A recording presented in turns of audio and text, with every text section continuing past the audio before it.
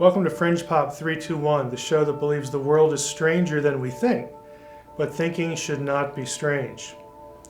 Have you ever seen this object? You may have if you went to the Louvre, but chances are most of you have never been there. But if you've seen the show Ancient Aliens, you have certainly seen this object. This is the victory stela of Naram-Sin, who reigned from 2254 to 2218 BC. Now, on the surface, it looks pretty obvious. There's the king, he's walking over some captives and some loyal soldiers. Typical victory stela. But did you notice the cone-shaped object in the background? It's kind of hard to miss, actually.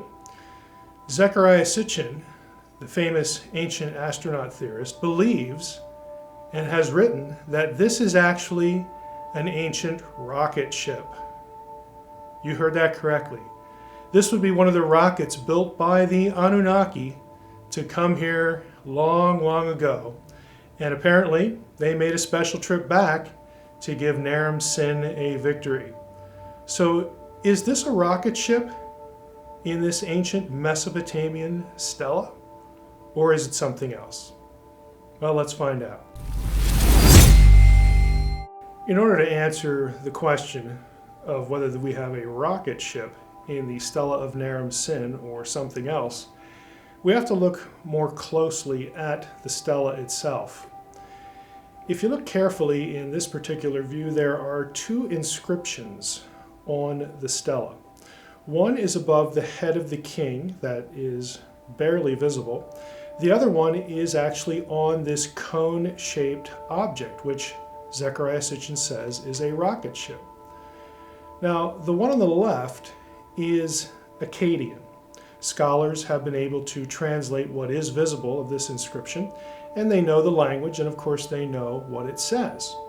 The one on the right, on the actual cone-shaped object, is in Elamite. Now, what do these inscriptions say?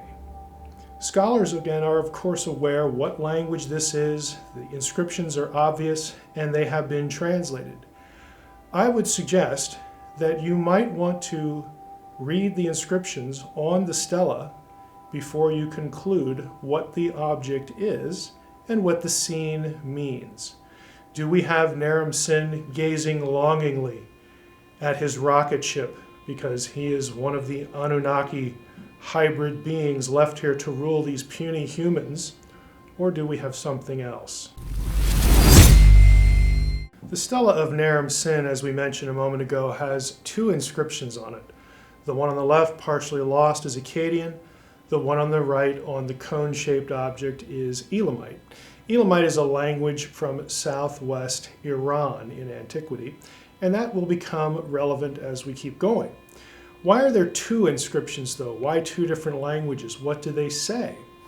Well, on the left-hand side, the Akkadian inscription commemorates Naram-Sin's victory over the Lulubi people of the Zagros Mountains in what is now Iran. That would make sense, southwest Iran, as we mentioned before, and it is a victory stela. Naram-Sin is the grandson of Sargon of Akkad, and so this was a great king in Mesopotamian history, very normal for him to tell the story of some victory that he had. Now we know, based on other records, when this victory took place. This stela would have been erected at the city of Sippar, roughly 2200 BC, again to commemorate Naram-Sin's victory over, I'll repeat, the Lulubi people of the Zagros Mountains in what is now Iran. The inscription says, again, what's left of it, is Naram-Sin, the powerful, and then there are about 10 lines missing or untranslatable. Then we read, in the mountains of the Lulubi assembled and a battle. And then we have another 15 lines missing. And then we read, dedicated to the deity. And that's where the inscription ends, or at least the translatable portion. So what we learn from the left-hand side of the inscription is we have Naram-Sin, the powerful. There's some sort of battle in the mountains of the Lulubi. And again, we know where those mountains were. And he wins and he dedicates the victory to some deity. Now, the other inscription on the cone-shaped object was written later, about 1,000 years later, or roughly 1200 BC. We know that because it's written by Shutruk Nahunta, an Elamite king who carried the stela back to Susa, his capital, after a raid as booty. Now, dates for both of these kings are known because of king lists, and we know that the inscription on the right can be associated with this Elamite king because he is mentioned in the inscription. Here's what it says. I am Shutruk Nahunta, son of Halotush in Shushinak, beloved servant of the god in Shushinak, king of Anshan and Susa, enlarger of my realm, protector of Elam, prince of Elam. At the command of the god in Shushinak, I struck down the city of Sippar. I took the Stele of Naram-Sin in my hand, and I carried it off and brought it back to Elam. I set it up in dedication to my lord in Shushinak. So what do we have here? Well, if you'll pardon the pun, figuring out what this stela means and whether the cone on the stela is a rocket ship is not rocket science. There's enough here to tell us that the cone for certain is not a rocket, and that it is in fact a mountain. Now, how do we know that? Is that just because Mike doesn't want to conclude that we have rocket ships from the Anunnaki in this stela? No, we know that from the inscription, the conquest of the Lulubi. The Lulubi, again according to the text, were a mountain people. So you would expect Naram-Sin in his decorative retelling of his conquest to include a mountain on the stela to identify the people precisely that he had conquered. Now, scholars have figured out that this cone, again the mountain, was originally left blank, and it was later used as writing space 1,000 years from when the left-hand inscription was put there by Shutruk Nahunta.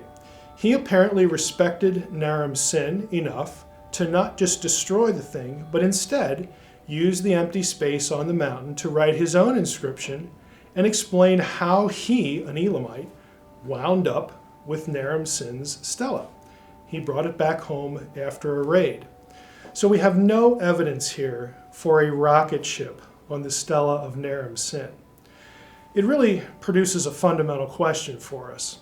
Are we going to trust what the Akkadians and the Elamites say in their own primary sources, or are we going to trust ancient aliens and Zechariah Sitchin, Eric von Daniken, Jason Martell, and other people who try to put forth this object on television shows and say, look, there's rockets back in ancient Mesopotamia? I would suggest, hey, it's just a thought. Why don't we try reading the inscription that's actually on the object? That answers our question, for sure. Thanks again for watching. Please visit our website. You'll find show notes and sources for this episode and other ones. And please tune in next time, because what you know may not be so.